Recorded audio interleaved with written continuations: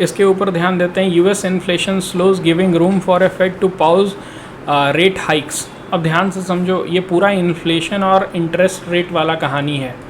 Okay, अब बोलोगे sir USA क्या कर रहा है, इन्फ्लेशन स्लो कर रहा है, वहाँ पर हो रहा है, तो हम मुझे पढ़ने की क्या ज़रूरत है।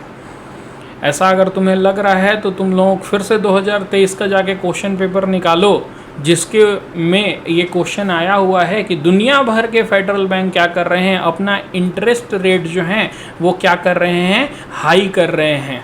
ये क्वेश्चन आया हुआ है ना, ठीक है, ये इस बार का प्रीलिम्स में आया हुआ है। और इसको भी मैंने कब पढ़ाया हुआ था, जब मैंने पढ़ाया था कि बैंक जो हैं कुछ बैंक जैसे सिलिकॉन वैली बैंक जो कोलैप्स कर गया था यूएसए में, ठीक है, उसमें मैंने पूरा लेंथ एंड ब्रेथ में ये पूरा टॉपिक डिस्कस किया था कि इंटरेस्ट रेट बॉन्ड का रिलेशनशिप क्या है, उसका रिलेशनशिप इन्फ्लेशन से क्या है, किस तरह से इन्फ्लेशन यूएसए में बढ़ गया है, तो वहाँ का जो फेडरल बैंक है वो क्या कर रहा है, इन्फ्लेशन को कंट्रोल करने के लिए इंटरेस्ट रेट को हाई कर रहा है, जिसके वजह से बॉन्ड के प्राइसेस गिर जा रहे हैं। और यही डायरेक्ट क्वेश्चन तुम्हारा 2023 का प्रीलिम्स में है कि क्या दुनिया भर के आफ्टर कोविड-19 क्या दुनिया भर के बैंक जो हैं वो क्या कर रहे हैं, इंटरेस्ट रेट को हाई कर रहे हैं। डायरेक्ट तुम वहाँ पर ये देख सकते हो, या फिर कुछ लोग बोलेंगे इनडायरेक्ट देख सकते हो, लेकिन जो भी है तुम अगर वो नॉलेज देखते हो, रखते हो, तो वो क्वेश्चन तुम्हारा सॉल्व हो जाता है। समझ में आया, ठीक है। तो फिर से वही चीज़ को थोड़ा सा रिपीट करते हैं कि what is the relationship between inflation, महंगाई, interest rate issued by federal banks, second point, and third bond. Bond क्या होता है, ठीक है। You can see out here USA में इन्फ्लेशन स्लो है, चलो ठीक है, महंगाई बहुत ज़्यादा नहीं है, लेकिन यूएसए में इन्फ्लेशन कुछ दिन पहले बहुत हाई थी, 1 साल पहले बहुत हाई जा रहा था। जब भी इन्फ्लेशन हाई होता है, महंगाई मार्केट में ज़्यादा होती है, यानी परचेजिंग पावर डिक्रीज करते रहती है, तो उस देश का जो सेंट्रल बैंक है वो क्या करता है, इंटरेस्ट रेट को हाई करता है। सो इंटरेस्ट रेट जब हाई होता है तो उससे क्या होता है ना, बैंक जो रेट के ऊपर, जैसे सेंट्रल बैंक ने इंटरेस्ट रेट को हाई किया, तो बैंक जो रेट तुम्हें दे रहा था, जिस रेट पर तुम बैंक से क्या कर रहे थे, पैसा उठा रहे थे,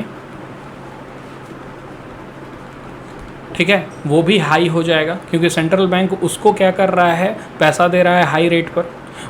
सेंट्रल बैंक 8% पर तो नहीं देगा, 4% पर दे रहा था, ठीक है। अब बैंक क्या कर रहा है, 8% पर दे रहा है, ओके, ये बढ़ा करके 5% कर दिया। अब सेंट्रल बैंक जो लोन दे रहा है बैंक को, वो 5% पर दे रहा है। समझ में आ रहा है। तो तुम्हें जो बैंक देगा वो 9% पर देगा।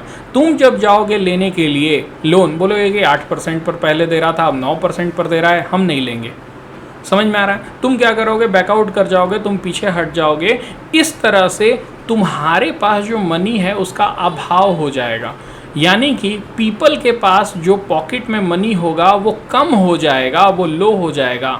समझ में आ रहा है। जितना ज़्यादा पैसा तुम्हारे पास रहेगा उतना ज़्यादा तुम खर्च करोगे, जितना ज़्यादा तुम खर्च करोगे उतना महंगाई बढ़ेगा, ठीक ना। तुम्हारे पास पैसा रहेगा तो तुम सामान खरीदोगे ना, लेकिन अगर मनी को ही तुम्हारे पॉकेट में कम कर दिया जाए तो तुम क्या करोगे, उतना ज़्यादा पैसा को खर्च करोगे ही नहीं, ठीक ना। यही सिंपल सा टैक्टिस क्या यूज़ करता है तुम्हारा सेंट्रल बैंक यूज़ करता है, इंटरेस्ट रेट को हाई करके तुम्हारे पॉकेट में पैसा को कमी कर देता है, जिससे कि तुम ज़्यादा खर्च ही नहीं कर पाते हो और महंगाई जो है वो कंट्रोल हो जाता है। क्योंकि तुम खर्च नहीं कर रहे हो तो उसको क्या करना पड़ेगा, उस प्रोडक्ट का दाम जो है वो कम करना पड़ेगा, ताकि क्या करना पड़ेगा, ताकि क्या तुम्हारे पास जो कम पैसा है उसमें ही तुम खरीद पाओ।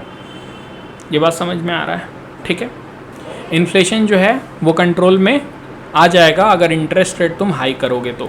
इसी कंडीशन में तुम देख सकते हो बॉन्ड प्राइस और इंटरेस्ट रेट का जो अपोजिट डायरेक्शन में मूवमेंट है। बॉन्ड प्राइसेस क्या होते हैं, राइज करते हैं अगर इंटरेस्ट रेट फॉल होता है तो। समझो इस बात को, कंसिडर करो कि इंटरेस्ट रेट अगर हाई है, सेंट्रल गवर्नमेंट इंटरेस्ट रेट, अगर सेंट्रल बैंक अगर इंटरेस्ट रेट बढ़ा रही है तो लोग अपने पैसे बॉन्ड से निकाल करके वहाँ डालेगी जहाँ उसको इंटरेस्ट रेट हाई मिल रहा है, वहाँ तो नहीं डालेगी जहाँ पर इंटरेस्ट रेट फिक्स्ड है और लो है। यही सिचुएशन था तुम्हारा जो बैंक्स का फेलियर हुआ यूएसए में। बहुत सारे बैंक्स क्या किए थे, एक लार्जर अमाउंट अपने बॉन्ड्स पे में डाल दिए थे और बॉन्ड्स का प्राइस जैसे ही गिर गया, क्योंकि इंटरेस्ट रेट हाई हो गया, लोग बॉन्ड से पैसे निकाल करके वहाँ डालने लगे और बॉन्ड के प्राइसेस और ज़्यादा गिरने लगे। समझ में आ रहा है? कोई दिक्कत नहीं है। ओके, सो ये रिलेशनशिप हमेशा याद रखो कि जब जब इन्फ्लेशन बढ़ेगा तब तब क्या होगा, जब जब इन्फ्लेशन बढ़ेगा तब तक सेंट्रल बैंक जो है वो इंटरेस्ट रेट को हाई करेगा और तब क्या होगा, बॉन्ड के प्राइसेस जो हैं वो गिर जाएंगे। ये रिलेशनशिप अगर याद रख रहे हो तो तुम्हारा काम बन जाएगा। ठीक है? Okay, US inflation slowed in May supporting a case for Federal Reserve official looking to pause interest rate hike. अब नहीं बढ़ाएगा इंटरेस्ट रेट, जितना है उतना ही रखेगा क्योंकि इन्फ्लेशन जो है वो अब कंट्रोल में है। ओके, इससे पहले हम लोग देख रहे थे कि इन्फ्लेशन यूएसए में बहुत ही ज़्यादा भाग रहा था। समझ में आया? ओके, चलो ये छोटा सा पॉइंट था, इसको एक बार जाके जो वो नोट्स है जिसमें कि बैंक फेलियर पढ़ाए थे उससे जोड़ लेना।